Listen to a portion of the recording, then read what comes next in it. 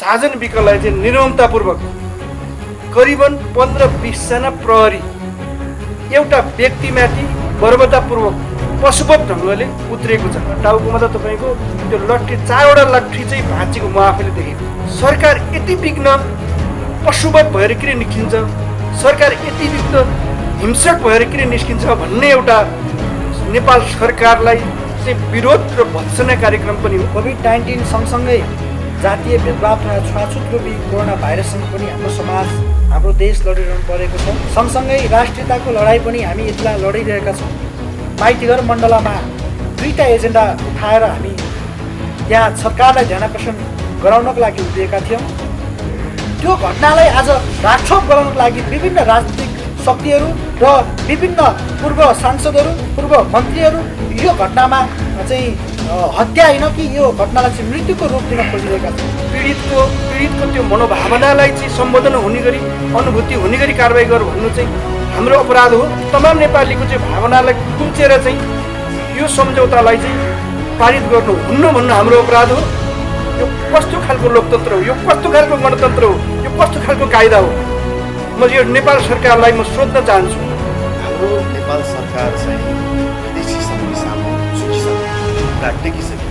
त्यो 19 जना सम्मिलित भएर त्यो घरमा पुग्दाखेरि सबैभन्दा पहिला त त्यो महिला, त्यो केटीको आमाले बोलेको छ नि त, त्यो डुम फेरि आइस तँलाई अस्तिको कुटाइले पुग्यो, यो पटक नमारी छोडिदिनु।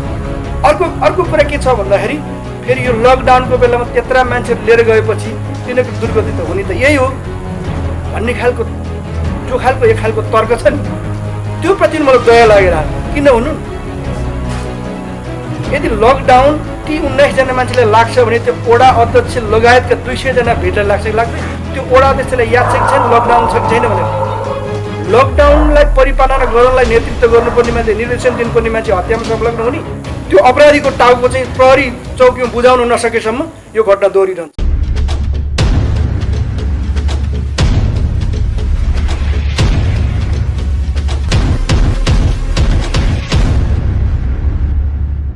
नमस्कार, म सत्यमान लामा मिलन, परिवर्तनको लागि हाम्रो आवाजको संरक्षक। जसरी हिजो माइती घरमा मुख्यतः 2टा एजेन्डामा हामीले नेपाल सरकारलाई ध्यानाकर्षण कार्यक्रम, खबरदारी कार्यक्रमको आयोजना गरेका थियौँ।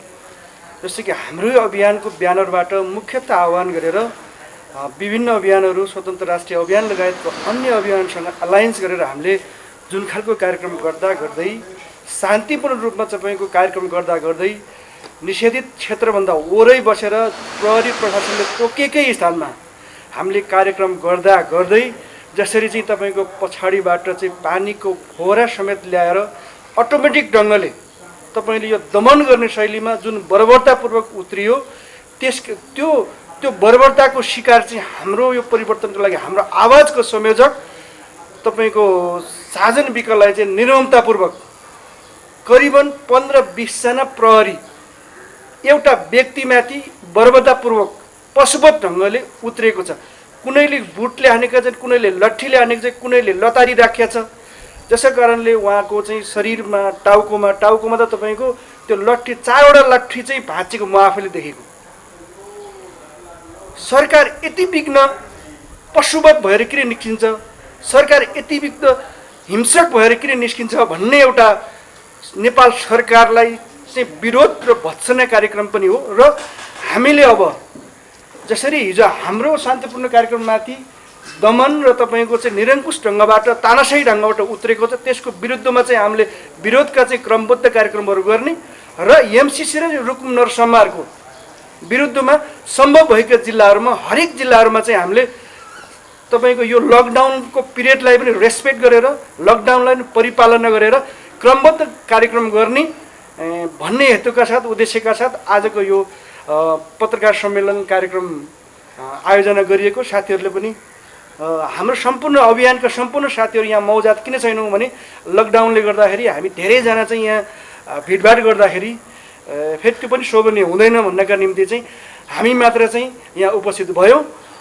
त्यो साथीहरूले पनि क्रमशः आफ्नो विचारहरू राख्नुहोला। नमस्कार सम्पूर्ण पत्रकार साथीहरू र अभियानका अभियन्ता साथीहरू। सर्वप्रथम फेरि पुनः नमस्कार व्यक्त गर्न चाहन्छु। आज हामी विषम परिस्थितिमा उभिएका छौँ। देश यति बेला कोरोनाग्रस्त अवस्थामा रहेको छ। कोभिड-19 सँगसँगै जातीय भेदभाव तथा छुवाछुत रूपी कोरोना भाइरससँग पनि हाम्रो समाज, हाम्रो देश लडिरहनु परेको छ। सँगसँगै राष्ट्रियताको लडाइँ पनि हामी यति बेला लडिरहेका छौँ। त्यस कारणले गर्दा हामीले देशको राष्ट्रियताको रक्षार्थ र देशभित्र भएका छुवाछुत रूपी कोरोना भाइरसका विरुद्धमा हामी सशक्त ढङ्गबाट आवाज उठाउने क्रममा हिजो हामीले माइतीघर मण्डलामा 2टा एजेन्डा उठाएर हामी त्यहाँ सरकारलाई ध्यानाकर्षण गराउनको लागि उभिएका थियौँ। एउटा विषय थियो सरकार रुकुमको नरसंहारका विरुद्धमा र अर्को थियो एमसीसी खारेजीको विरुद्धमा, खारेजीको माग राखेर हामी त्यहाँ उभिएका थियौँ। र हामी उभिने क्रममा हामीले लोकतान्त्रिक पद्धति प्रणालीलाई स्वीकार गरेर आज सङ्घीय लोकतान्त्रिक गणतन्त्रमा को विधि प्रक्रियाबाट हामीले आफ्ना आवाजहरू, हामीले आफ्ना विचारहरू प्रदर्शन गरिरहेको क्रममा शान्तिपूर्ण आन्दोलनमाथि जसरी धरपकड गर्यो, म लगायतका 9 जना साथीहरू उक्त प्रदर्शनमा घाइते हुनुभएको छ र प्रहरीले एकाएक हामीले शान्तिपूर्ण रूपमा गरेको आन्दोलनलाई किन त्यसरी बर्बरता र निर्ममतापूर्वक हिजोको पञ्चायतकाल र राणाकालीन अवस्थामा जसरी निरङ्कुशता प्रदान र प्रदर्शन गरेको देखिन्थ्यो, त्यसै गरी हिजो सङ्घीय लोकतान्त्रिक गणतन्त्रको सरकारले पनि हामीमाथि त्यसरी नै बर्बरता र एउटा चाहिँ निरङ्कुशता प्रदर्शन गरेको छ। त्यस कारणले गर्दा यो जसरी सरकारले यो निरङ्कुशता प्रदर्शन गरेको छ त्यसको विरुद्धमा हामी घोर भर्त्सना गर्न चाहन्छौँ। र यसै अन्तर्गत जसरी रुकुममा एउटा जातको कारणले गर्दा एउटा नरसंहार भएको छ, नरसंहार जुन खालको एउटा अमानवीय ढङ्गबाट एउटा चाहिँ एउटा अन्तर्राष्ट्रिय कानुनी दृष्टिकोणबाट हेर्ने हो भने पनि त्यो जुन अमानवीय छ त्यो घटनालाई आज राक्षोप गराउनको लागि विभिन्न राजनीतिक शक्तिहरू र विभिन्न पूर्व सांसदहरू, पूर्व मन्त्रीहरू यो घटनामा चाहिँ हत्या होइन कि यो घटनालाई चाहिँ मृत्युको रूप दिन खोजिरहेका छन्। त्यस कारणले गर्दा सरकारलाई ध्यानाकर्षण गर्नको लागि हामी त्यहाँ उभिएका थियौँ र नेपालको संविधानभन्दा माथि हुने गरी जसरी एमसीसी सम्झौता पारित गर्न खोजिँदैछ संसदबाट, त्यसको विरोध स्वरूप हिजो हामी उभिएका थियौँ। त्यही विरोध स्वरूप चाहिँ हामीले चाहिँ उपहार के पायौँ त भन्दाखेरि हिजो हामीले लट्ठी पायौँ, प्रहरी दमन पायौँ, प्रहरीको एउटा खालको चाहिँ ज्यादती पायौँ। त्यस कारणले गर्दा म सम्पूर्ण नेपाली जनसमुदायलाई के आग्रह गर्न चाहन्छु भने यदि एमसीसी हामीले खारेज गर्न सकिने अवस्था रहेन भने, यदि एमसीसीको यो देशमा पारित भएर कार्यान्वयन हुन्छ भने हामी यो देशमा नागरिक भएर बस्न सक्दैनौँ, हामी बाँच्न पाउँदैनौँ र हामीलाई एमसीसीको परियोजना मार्फत विभिन्न शक्तिहरू यहाँ आएर हामीलाई दास बनाउने कुचेष्टा हुन्छ। त्यसकारण त्यसका विरुद्धमा हामी एकपटक जुट्नुपर्ने अवस्था आएको छ र अहिले राष्ट्रियताको लडाइँ फेरि पनि छेडिसकेको छ। यो राष्ट्रियताको लडाइँ हामी तबसम्म लड्नेछौँ जबसम्म यो राष्ट्रियताको युद्ध जित्दैनौँ, तबसम्म हामी अन्तिम साससम्म पनि हामी लड्नेछौँ भन्ने कुरा पनि म व्यक्त गर्न चाहन्छु। धन्यवाद। त्यसै गरी हामीले जो खालको शान्तिपूर्ण आन्दोलन गरिराखेका थियौँ, त्यो शान्तिपूर्ण अभियानमा, खबरदारी सभामा, आन्दोलनमा सामान्य नाराबाजी गरिराख्दाखेरि यदि हामीले रुकुम नरसंहारको हत्यारालाई चाहिँ अविलम्ब कारवाही गर, पीडितको त्यो मनोभावनालाई चाहिँ सम्बोधन हुने गरी, अनुभूति हुने गरी कारवाही गर भन्नु चाहिँ हाम्रो अपराध हो र राष्ट्रका 3 करोड नेपालीको इच्छा विपरीत, मनोभावना विपरीत सम्पूर्ण तमाम नेपालीको चाहिँ भावनालाई कुल्चेर चाहिँ यो सम्झौतालाई चाहिँ पारित गर्नु हुन्न भन्नु हाम्रो अपराध हो। हिजोको घटनालाई फेरि म स्मरण गराउँछु। तपाईँको 700-800 मिटरसम्म लखेटी पत्रकारको क्यामेरा समेत फुटाएको म आफैले स्वयं देखिराखेको छु। यो कस्तो खालको लोकतन्त्र हो, यो कस्तो खालको गणतन्त्र हो, यो कस्तो खालको कायदा हो? म यो नेपाल सरकारलाई म सोध्न चाहन्छु, प्रश्न गर्न चाहन्छु कि यो बर्बरता हामीमाथि किन? त्यसबाट यसको सामान्य कुरा चाहिँ हाम्रो सरोजले राख्नुहोस्। नमस्ते, म सुरेश नापित, परिवर्तनको लागि हाम्रो आवाज। हिजोको घटनालाई लिएर म के बोल्न चाहन्छु भन्दाखेरि हिजोको घटनाले हामीलाई एउटा कुरा मात्र हामीलाई एउटा सिकाउँछ कि हाम्रो नेपाल सरकार चाहिँ विदेशी शक्ति सामु झुकिसक्यो, घुँडा टेकिसक्यो। तपाईहरुलाई थाहा नै छ, जसरी केही दिन अगाडि लकडाउनको समयमा चिनिया नागरिकहरूले सिंहदरबारमा जसरी एउटा घटना घटाए, त्यो बेला चिनिया नागरिकले उच्च पदस्थ हाम्रो प्रहरीलाई जसरी एउटा यहाँ हातमा भनौँ न एउटा आफ्नो एउटा वर्दीमा छुँदाखेरि पनि केही बोल्न नसक्ने सरकारले हिजो हामी रुकुमको नरसंहार र एमसीसीको बारेमा त्यसको विरुद्धमा नेपाली जनतालाई सचेत गराउनलाई नेपाल सरकारलाई ध्यान आकर्षण गराउने कार्यक्रममा जसरी बर्बरताको रूपमा हाम्रो प्रशासनले हामीलाई ज्याजती गर्यो, त्यसको म चाहिँ एकदमै घोर निन्दा गर्न चाहन्छु। र यो घटना अब फेरि दोहोरिनु हुन्न। नेपाली इतिहासमा यस्तो घटनालाई चाहिँ एकदम नराम्रो हुन्छ हैन। त्यही भएर म के बोल्न चाहन्छु भन्दा एमसीसी एउटा घटना देशलाई राष्ट्रियतालाई धुजा बनाउने एउटा घटना हो र यसको विरुद्ध हामी नेपाली जनता उठ्नुपर्छ। हामी त्यसकै विरुद्धमा लड्छौँ। धन्यवाद। नमस्ते, म श्याम कुमार रोजक, परिवर्तनको लागि हाम्रो आवाज। साँच्चीकै यो देशमा गणतन्त्र नै चलिरहेछ कि छैन, मलाई त्यसमै शङ्का लागिरहेछ कि। जस्तो कि अब अन्याय र अत्याचारको विरुद्धमा बोल्दा पनि प्रहरी दमन भइरहने, जुन बेला पनि प्रहरीको लाठी खाइराख्नुपर्ने, यो अवस्था कहिलेसम्म हो? यसरी नेपाली जनताको लागि, स्वयं आफ्नो लागि पनि भयो, एक त नेपाली जनताको लागि पनि भयो। यो यस्तो देशको लागि, राम्रोको लागि आवाज उठाउँदा पनि हरेकपल्ट पिटाइ खाइराख्नुपर्ने यो कहिलेसम्म हो? त्यसैले त मलाई त यो देशमा गणतन्त्र नै हो कि होइन त्यस्तो लागिरहेछ। हस्त म यति भन्दै। त्यसो भएको हुँदा हामीले यो मुख्य गरी दुईटा एजेन्डामा चाहिँ हामीले विशेष गरी विषय उठान गरिराखेका छौँ। किन त यो उठान गर्न जरुरी किन रह्यो? यो मुलुकमा कानुन छ, प्रशासन छ भन्दाखेरि यहाँ चाहिँ के भइराखेको छ, अलिकति थोरै कुरा राखौँ। रुकुमको नरसंहारको विषयमा विभिन्न तर्कहरू सुनिएका छौँ हामीले। जस्तो कि रुकुमको घटनामा यो जातीय इस्युबाट घटेको घटना होइन, जो घटना घटित भयो त्यो चाहिँ जातीय कारणले होइन भन्ने तब्काहरू प्रशस्त देखिए।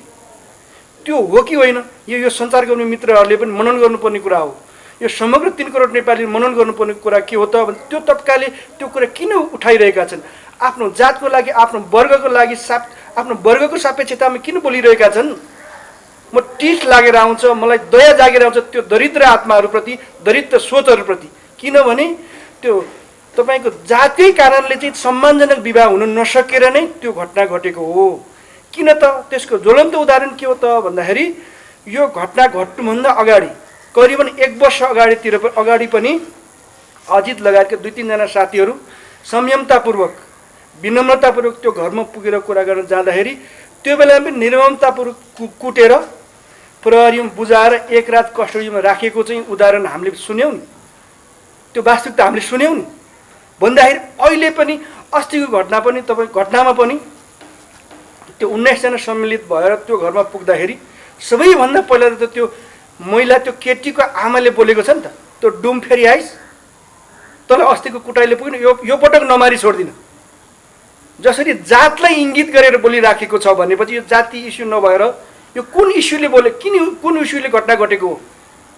म जवाब चाहन्छु ती तब्काहरूप्रति, त्यो चेतहरूप्रति म एउटा एक किसिमको प्रश्न चिन्ह खडा गर्न चाहन्छु। कुन कारणले यो नरसंहार भयो? मात्र यही मात्र उत्तर हो, यो जातीय कारणले हो। फेरि अर्को कुरा के छ भन्दाखेरि फेरि यो लकडाउनको बेलामा त्यत्रा मान्छेहरू लिएर गएपछि तिनीहरूको दुर्गति त हुने त यही हो भन्ने खालको एक खालको तर्क छ नि, त्यो प्रति मलाई दया लागेर आयो। किन भन्नु न, यदि लकडाउन ती 19 जना मान्छेलाई लाग्छ भने त्यो वडा अध्यक्ष लगायतका 200 जना भिडलाई लाग्छ कि लाग्दैन? तिनीहरू अपराधी नै भयो ल उनीहरूको निम्तिलाई सपोज द्याट मानिलिउँ भनेपछि त्यो वडा अध्यक्षलाई याद छ कि छैन लकडाउन छ कि छैन भनेर? लकडाउनलाई परिपालना गर्नलाई नेतृत्व गर्नुपर्ने मान्छे, निर्देशन दिनुपर्ने मान्छे हत्यामा संलग्न हुने? फेरि पनि जनार्दन शर्माजीले सदनमा बोल्नु भएको कुरालाई अलिकति सापट्टि लिन्छु। त्यहाँ घटना घट्यो, लखेड्ने क्रममा चाहिँ उहाँहरू आफै हामफालेर मरेको भन्ने चाहिँ कपोलकल्पित कुरा जो गरिराखेका छ र उहाँले एउटा शब्द पनि यहाँ उच्चारण गर्नुभएको छ कि प्रहरीहरू पनि तुरुन्तै आए, प्रहरीहरू मुखदर्शक भएको भन्ने बुझिन्छ कि यो भनेको। त्यहाँ प्रहरी छ, मान्छे 6 जना मान्छे मारिन्छ। यो प्रहरीले कसको सेवक हो त प्रहरी? यो हत्याराको सेवक हो प्रहरी? म यो प्रश्न गर्न चाहन्छु। त्यो सँगसँगै फेरि चाहिँ एक तकपाले के भनिरहेको छ भन्दाखेरि यो घटनालाई राजनीतिक रङ दिन खोज्यो, जातीय रङ दिन खोज्यो। यदि पीडितको पक्षमा बोल्दैमा राजनीतिक रङ हुन्छ भने त्यो यो रुकुमको घटना मात्रै चाहिँ पहिलो घटना होइन। हेर्नुहोस्, यस्तै गरी त अजित मिजार भयो, लक्ष्मी परियार, कल्ली कुमारी लगायतका हत्याराहरू अहिलेसम्म चाहिँ तपाईँको कानुनको दायरामा ल्याइएको छैन। अब दलित समुदायले के हिम्मत गर्न सक्नुपर्छ भने यो नालायक सरकार, यो नालायक गृह प्रशासनले ती अपराधीलाई चाहिँ कानुनी कठघरामा ल्याउन सक्दैन। यदि उहाँहरूले सब अपराधीलाई चाहिँ वास्तविक पहिचान गरेर सबैको घाँटी रेटेर तपाईँको हरेक दलित समुदायले चाहिँ त्यो टाउको चाहिँ त्यो अपराधीको टाउको चाहिँ प्रहरी चौकीमा बुझाउन नसकेसम्म यो घटना दोहोरिरहन्छ। हस्, धन्यवाद। नमस्कार, म भीमबहादुर विश्वकर्मा,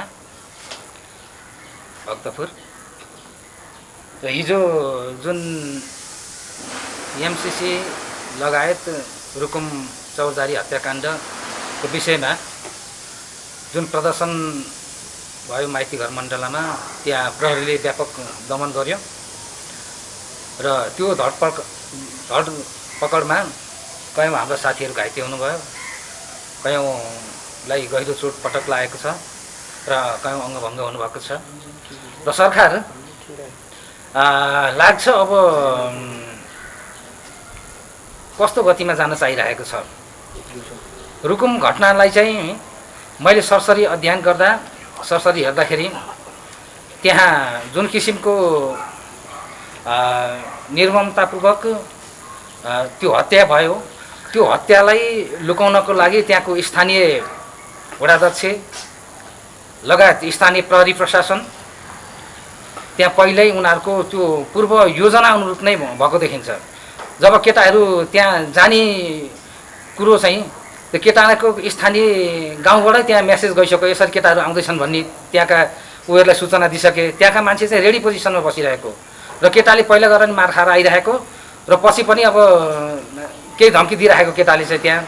तर उनीहरू त्यस्तो तयारीमा नगएको, सामान्य केटीलाई चाहिँ भेटघाट गर्ने होइन, अब माया प्रेममा त्यही त हुन्छ, काफल खाने, सामान्य भेटघाट गर्ने, अथवा अब केटीले आउँछु नै भनेको भए पनि ल्याउने नै योजनामा उनीहरू गएका होला नि सायद त्यो।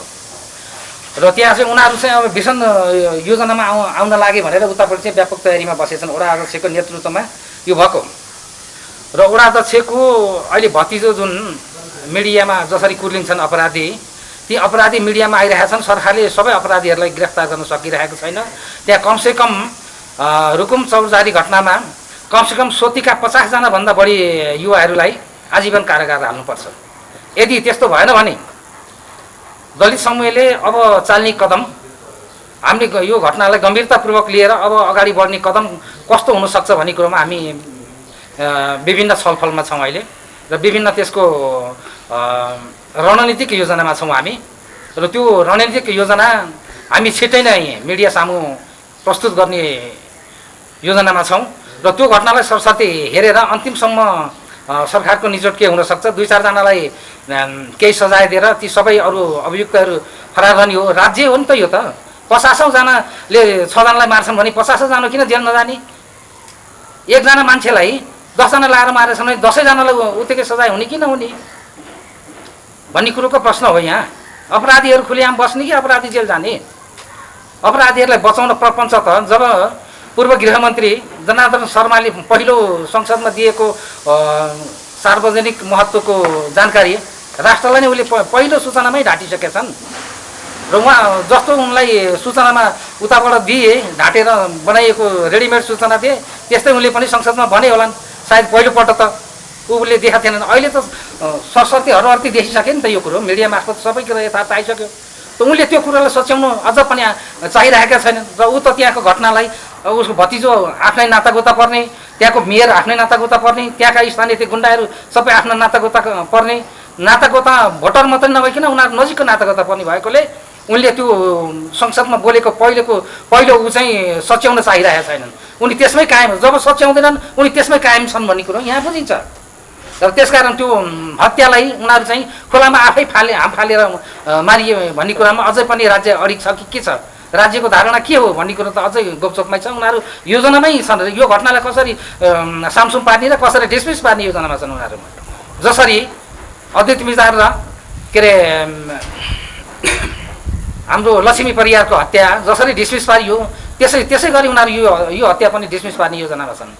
दलितहरू भने त्यति पहुँचमा हुँदैनन् होइन, ती हत्याराहरू जुन ती अपराधीहरू नै पहुँचमा छन्, सिधै जनार्दन शर्मा पूर्व गृहमन्त्रीको पहुँचमा छन् होइन, ठुल्ठुलो पार्टीका पहुँचमा छन् तिनीहरू। त्यसकारण दलितसँग त्यस्तो पहुँच छैन र उनीहरू ती हत्याराहरू के कलाबिन नाटक गर्दछन् भने स्थानीय स्तरमा छुवाछुतको घटना छैन। अब यहाँ हामीले त दमैलाई नि दिएछौँ, कामीलाई नि दिएछौँ भनेर त्यहाँ एउटा जुन कलाबिन एउटा नाटक गरेर त तपाईँ हामी सबैले सर्लङ्ग देखिरहेछौँ। सबै ती अन्तर्जातीय बिहे गर्नेहरूलाई बटुलेर बोल्न लगाएको छ त्यहाँ होइन। एउटा विश्वकर्माले त्यहाँ मध्यस्थता गर्नुपर्ने बाध्यता पारेका छन्। बिचरा उनले नचाहँदै तैँले मध्यस्थता गर्ने भने तल पनि यो गाउँबाट निकाल्छु भनेछन्। बसोबास त्यही छ, केही छैन, अन्त जाउँ भने त्यहीँ बस्नुपर्ने भएको बाध्यताले उनीहरू अपराधीहरूसँग मिलेर बोल्नु परिरहेछ। उनको हाउभाउ उनको बोलीबाट हामी प्रष्ट देख्न सक्छौँ। अपराधी कसरी बोलिरहेछ होइन, बाध्यतावश मान्छे कसरी बोलिरहेछ त्यो मान्छेले जान्दैन। मान्छे त जान्दछ नि यो कसरी के को लागि किन बोलिरहेछ भन्ने कुरो भन्नेखेर सबै अपराधलाई लुकाउने प्रपञ्चहरू उनीहरू रच्दैछन्। कलाविहीन नाटकहरू त मान्छेले स्पष्ट थाहा हुन्छ नि, कलासहितको नाटक भएको हेर्न मजा आउँछ त होइन। कलाविहीन नाटकलाई त हामीले कस्तो कलाविहीन नाटक गरेको त हामीले स्पष्ट देखिन्छ नि, त्यो हेर्न मन लाग्दैन नि जसलाई पनि। जब कलासहितको नाटक हुन्छ त अनि सबैलाई दर्शकहरूलाई मजा आउँछ नि त होइन। यहाँ त कलाविहीन नाटक मञ्चन गरिया छ र यी नाटकबाट दलित समुदाय अब पछि हट्नेवाला छैन। अब एक फेरि देशभरि नै अब एकैपल्ट जसरी जनयुद्ध सुरु गर्दाखेरि एकैपल्ट एकै दिन सबै जनकारबाहीको थालनी गर्दाखेरि 75 जिल्लामा जसरी एकैचोटि भएको थियो, अब त्योभन्दा खतरनाक कारबाही गर्ने हाम्रो दलित समुदाय अब तत्पर छ। हामी त्यो किसिमको कार्यक्रम ल्याउनेवाला छौँ र विश्वमा नै एक किसिमको चकित पार्ने र एक किसिमले विश्वलाई नै नेपालतिर ध्यान आकर्षण गर्न चाहिरहेछौँ। अब यो तरिकाले हुँदैन। कति मार खाने, कति गरी हेपिने, कति थिचिने, कति मिचिने। मनुवादी शासकहरू जहिले पनि यी मनुवादी शासकहरू सत्तामा रहिरहने, दलित वर्गलाई देखावटीको लागि केही यसो उभ्याइदिने, कार्टुन बनाइदिने, त्यहाँ देखाउनको लागि लगिदिने र डाडु पनि सधैँ उनीहरूको हातमा हुने भएपछि यी मनुवादीहरूले कुनै पनि वैज्ञानिक समाजवादीको भन्ने कुरा मात्रै हुन्, मार्क्सवादी यिनीहरूको देखाउने दाँत मात्रै हुन्। मार्क्सवादको नाममा मनुवादहरू हाबी भइरहेको यो परिप्रेक्ष्यमा अब हामी साँच्चैको दलित वर्ग उठेपछि यसको हालत के हुनेछ? हामी दलित वर्ग भनेको पुराना वैज्ञानिक हौँ, पुराना इन्जिनियर हौँ। हामीसँग त अत्याधुनिक हतियार बनाउन सक्ने क्षमता छ। अब हामी कतैबाट हतियार किनेर ल्याउने होइन, हाम्रै दिमागमा हतियार बन्नु पर्यो। अब त्यो किसिमले हामी जानुपर्छ। यो ब्रह्मवाद स्वत नष्ट हुनेवालामा छैन। यो गहिरो जरा छ, यो जरा सिधै त्यसै आउनेवालामा छैन। एकचोटि भीषण आदिबेरीको सृष्टि नगरिकन यो समाप्त हुनेवाला छैन। त्यसकारण हामी दलित समुदायले यो घटनालाई गम्भीरतापूर्वक लिएका छौँ र अझ यो घटनामा राज्यले कसरी जान्छ अन्तिमसम्म हेरेर नै हामी निचोडमा पुग्छौँ। र हामीले राज्यले हामीलाई चित्तबुद्ध किसिमको काम कारबाही गरेन भने दलित समुदायको पहिलो निशाना र पहिलो केन्द्रबिन्दु रुकुमको सोतिनै पर्नेछ। पहिलो टार्गेट हाम्रो सोतिनै पर्नेछ र सोतीका अपराधीहरूलाई पहिला कारबाही हुनेछ, त्यहाँबाट नै सुरुवात हुनेछ। हस् त, यति भन्दै मेरो 2 शब्द इन्टर्नेछु। धन्यवाद।